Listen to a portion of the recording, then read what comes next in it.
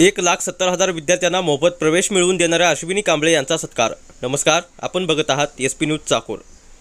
राज्यातील विनाअनुदानित व इंग्रजी शाळेत आर्थिकदृष्ट्या दुर्बळ व सामाजिकदृष्ट्या मागास असलेल्या विद्यार्थ्यांना मोफत प्रवेश नाकारण्याचा निर्णय झाल्यावर ॲडव्होकेट अश्विनी कांबळे यांनी उच्च न्यायालयात लढा महाराष्ट्र सरकार व इंग्रजी व विनाअनुदानित खाजगी शाळांत गरीब व दलित विद्यार्थ्यांना RTI अंतर्गत आरक्षणात प्रवेश देण्यासाठी दिला। उच्च न्यायालयाने या विद्यार्थ्यांना खाजगी विनाअनुदानित व इंग्रजी शाळेत प्रवेश देण्याचे आदेश पारित केले। त्यांच्यामुळे 1,70,000 दलित व गरीब विद्यार्थ्यांना इंग्रजी खाजगी विनाअनुदानित शाळांत मोफत प्रवेश मिळाला। त्यांचे पती ॲडव्होकेट जितेंद्र कांबळे यांची मोलाची साथ मिळाली। त्यांची भारतीय दलित कोब्रा यांच्यातर्फे सत्कार करण्यात आला।